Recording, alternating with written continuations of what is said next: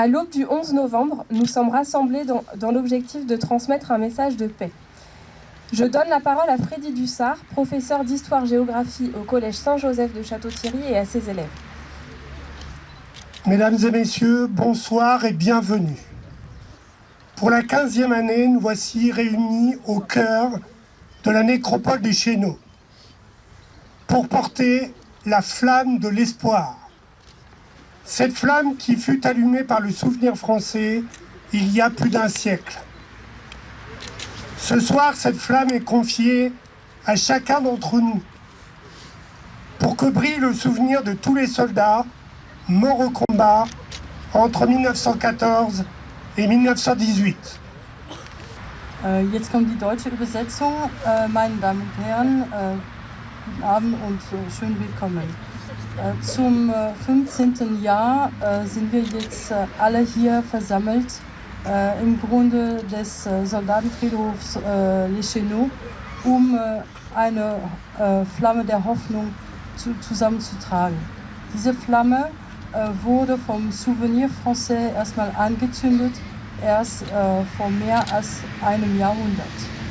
Heute Abend möchten wir zusammen diese Flamme anzünden, damit die Erinnerung an alle gestorbenen Soldaten wieder scheint, die in den Kämpfen zwischen 1914 und 1918 gekämpft haben. Ladies and gentlemen, good evening and welcome. For the 15th consecutive year, here we are gathered in the heart of the Chéneaux necropolis to carry the flame of hope. This flame which was lit by the French remembrance more than a century ago. This evening, this flame is attributed to each of us so that the memory of all the soldiers who died in combat between 1914 and 1918 shines. À quelques pas de vous repose Eugène Gourin, 22 ans, Léon Fouque, 24 ans, Raoul Lécuyer, 29 ans, Souleymane Kalkoumana, 26 ans.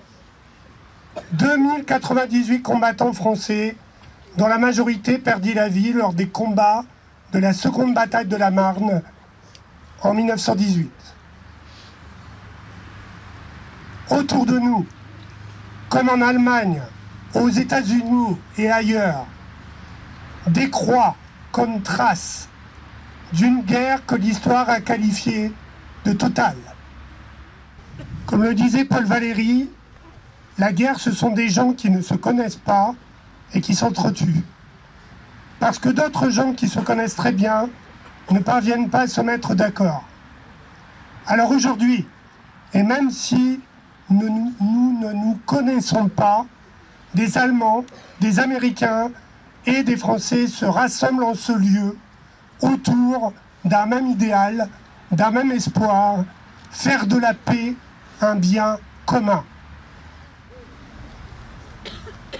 C'est pourquoi nous sommes particulièrement heureux d'accueillir dans ce haut lieu de la mémoire combattante à Château-Thierry les enseignants et les 17 élèves du lycée Offenfels de Zweibrücken, présents dans le cadre du projet Atelier des mémoires.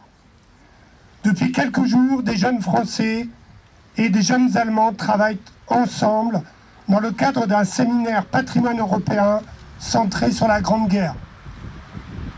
Questionner nos mémoires pour donner sens à l'histoire européenne est désormais un enjeu plus que crucial, notamment au regard du contexte actuel.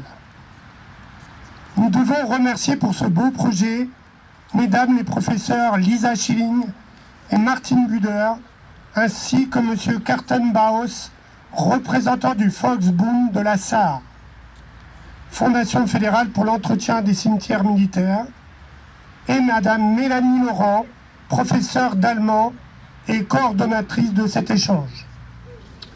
De même, nous souhaitons la bienvenue aux 37 jeunes Américains, enfants de militaires américains stationnés à Ansbach, en Bavière.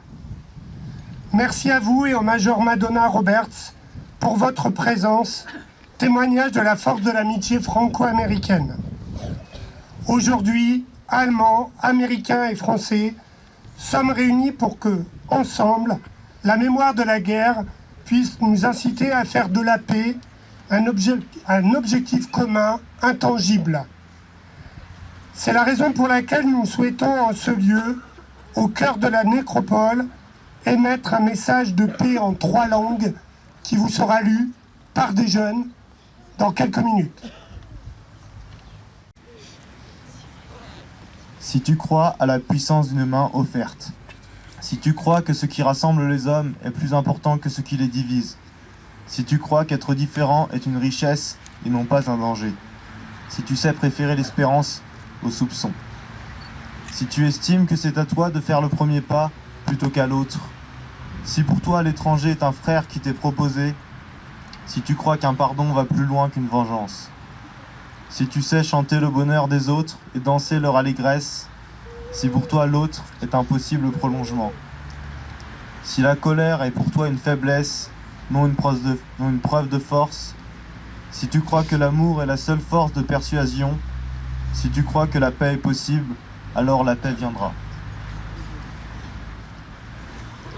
Botschaft für den Frieden.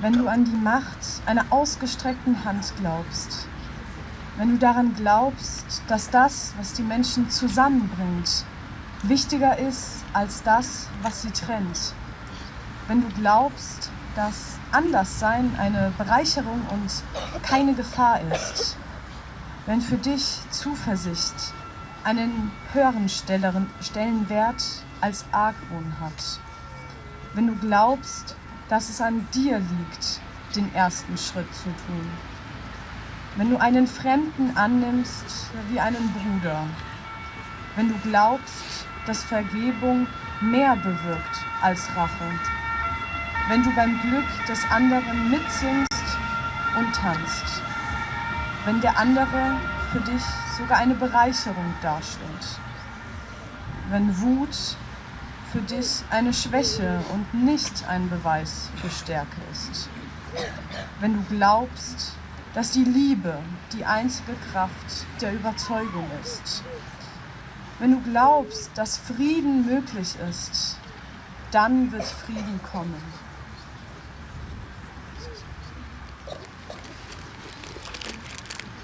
Nous invitons maintenant les élèves et toutes les personnes qui le souhaitent à s'approcher des tables qui sont de part et d'autre afin de récupérer une bougie. Vous pourrez ainsi les déposer sur les tombes de votre choix.